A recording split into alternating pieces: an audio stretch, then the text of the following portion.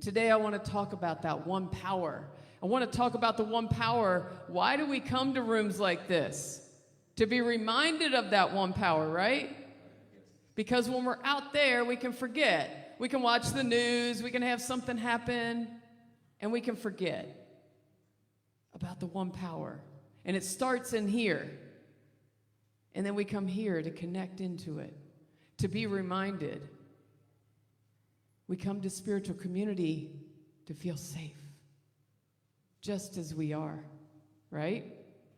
And yet, how many of you, like me, may have grown up not always feeling safe in spiritual community? Anybody else have that experience where you did not feel safe to be yourself 100%, no matter who you are?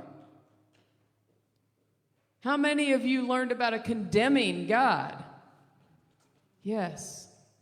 And so my call to action everywhere I go nowadays is to remind spiritual communities that we are supposed to be the safe place. And if we can't do it in here, how do we ever think we're going to do it out there?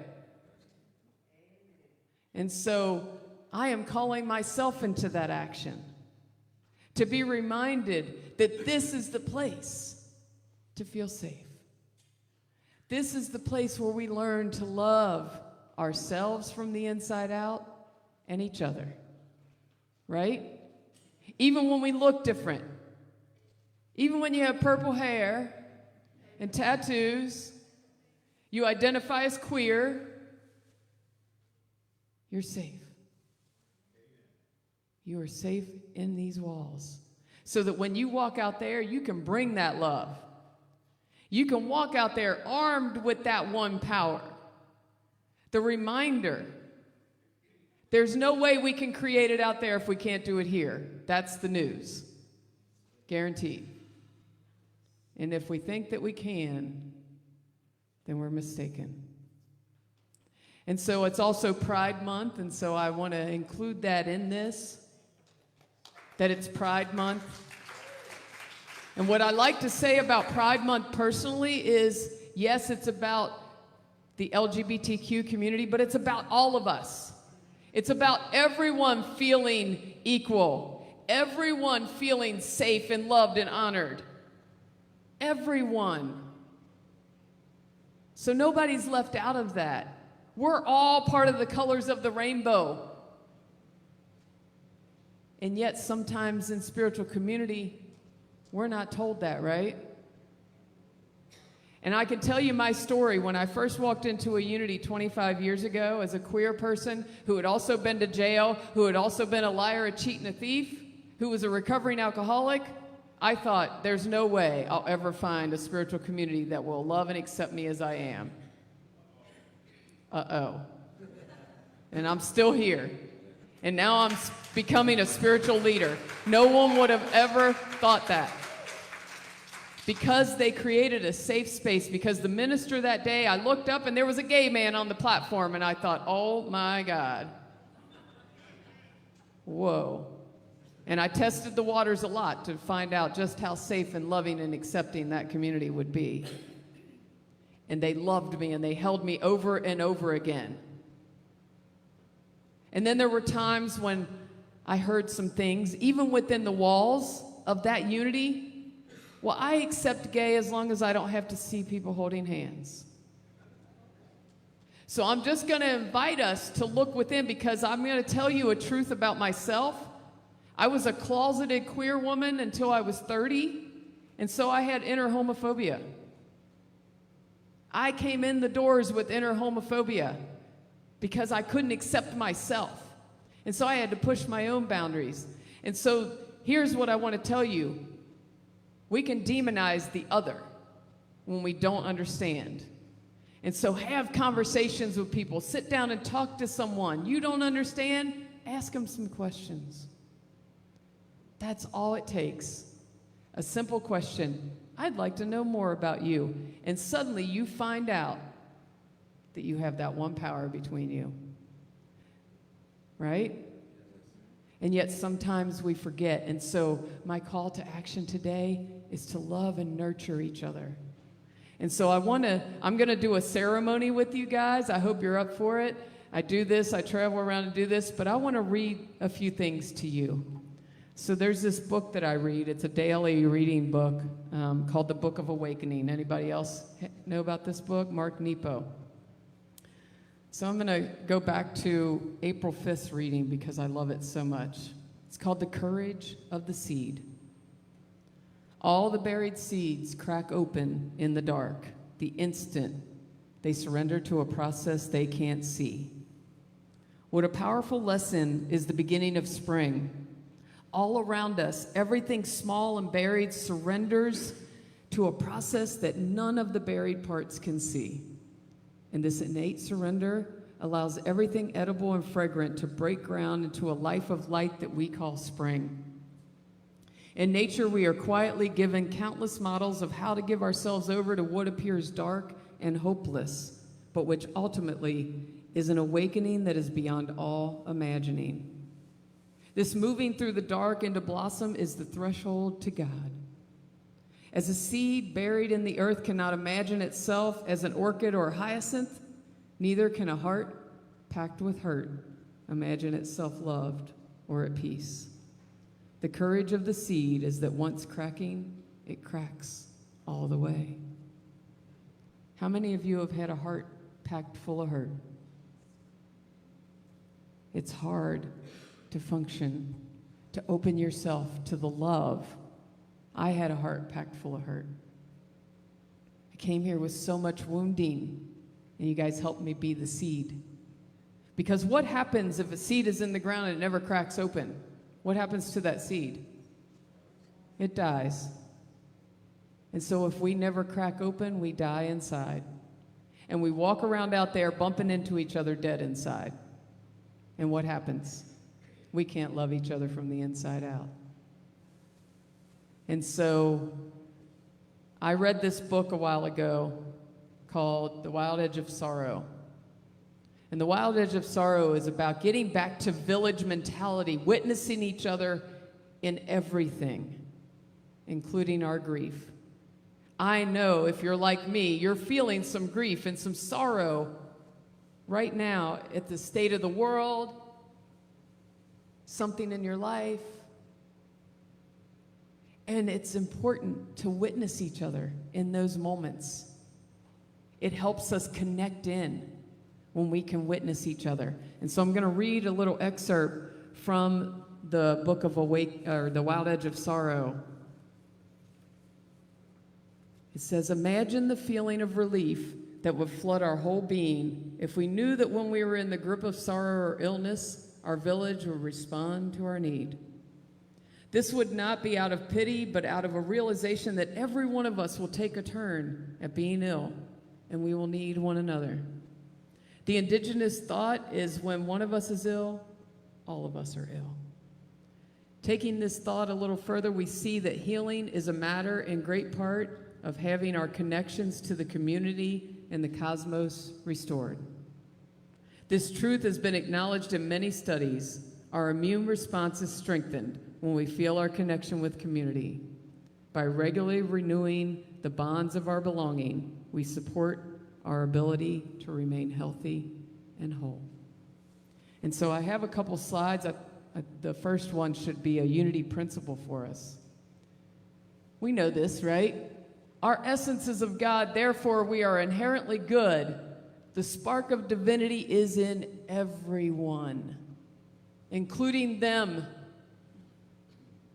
It's in there, but if you're like me, I covered it up for a long time so no one could see it or experience it, but it's still there. And so in this community together, we get to see that spark of divinity. Someone saw it in me before I could see it in myself.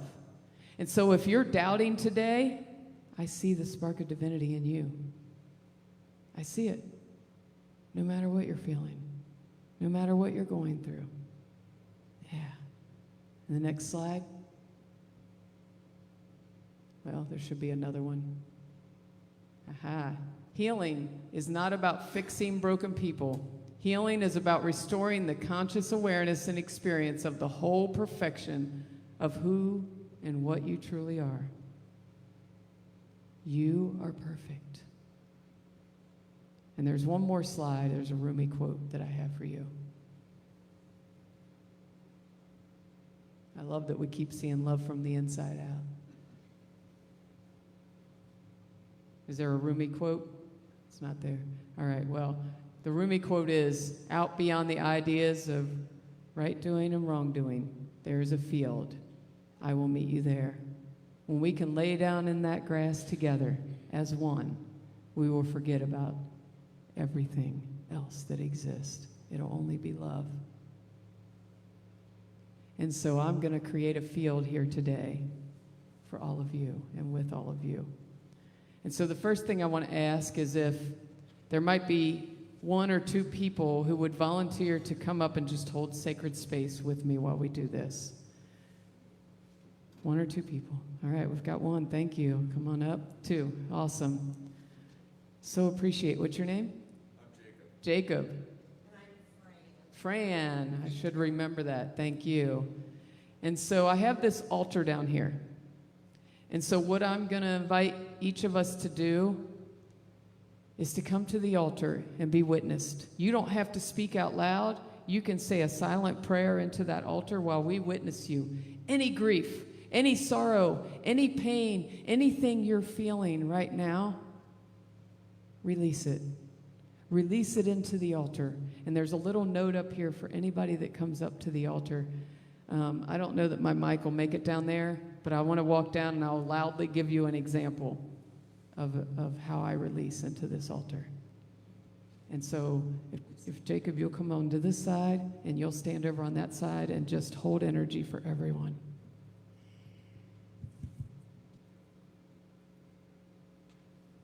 So I would come to this altar and I would say, I am releasing any idea that I am not worthy at any moment, that I am not good enough as a speaker, as a spiritual leader, as a musician, as a human. I am worthy. So I release all the grief, all the stories that tell me anything otherwise. So it is. And so I invite anyone else who wants to come forth and be held in sacred love. You don't have to speak out loud. Please come forward. Thank you. I see someone. We want to witness you. And if you'll play the face of God, please.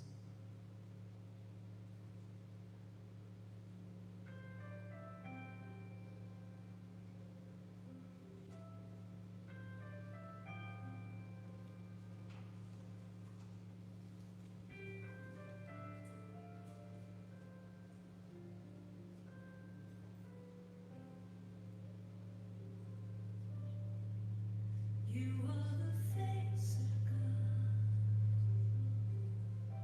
I hold you in my heart. You are a part of me. You are the face of God.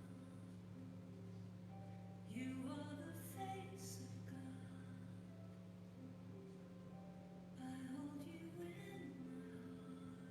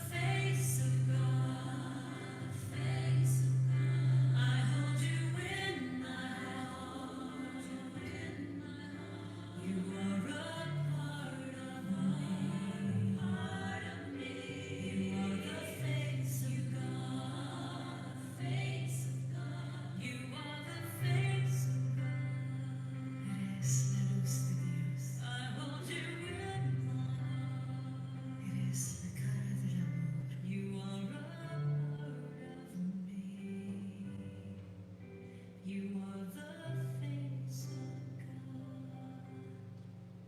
You are the face of God.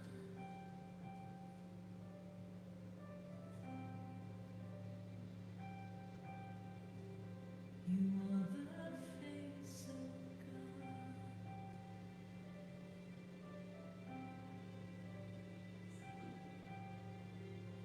You are the face of the Savior. You are the face. You are the face. You are the face.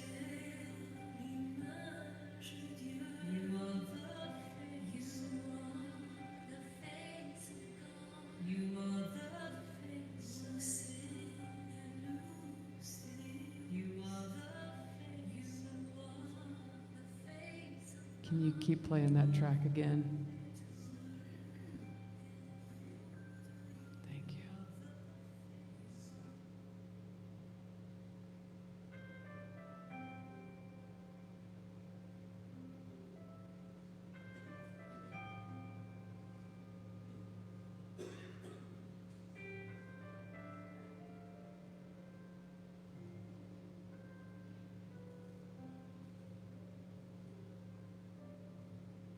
You are the face of God. I hold you in my heart. You are a part of me. You are the face of God. You are the face of God. I hold you in my heart. You are a part of me. You are the face of God. You are the face of God. Tu es l'image de Dieu. I hold you in my heart. Tu es l'image de l'amour. You are a part of me. You are the face of God. You are the face of God. Tu sei la luce di Dio. I hold you in my heart. Tu sei il volto dell'amore. You are a part of me. You are the face of God. You are the face of God. The face of love. I hold you in my heart. You are my family. Just want to make sure everyone has come forward that wants to. Thank you so much. Thank you. Thank you. Yeah. Thank you. So thank you to all who came forward and to all who witnessed. And for everyone who was witnessing, did you feel anything negative about the people that are at the altar like Jacob is right now? Did you feel more connected to them? Did you feel your heart open? That is the village. That is what I'm calling a return to. Let's witness each other. Let's be the change we want to see. And it can start right here. And I know it already has. And I personally can always go deeper, expand more into witnessing each other so that we can truly love each other from the inside out, so that we can truly walk out the doors and be that one power, to remember to thank God for the presence that resides in me, that I am worthy just as I am, no matter what. You, every one of you, are the face of God. And I hope that today you leave here loving yourself just a little bit more from the inside out. Thank you so much.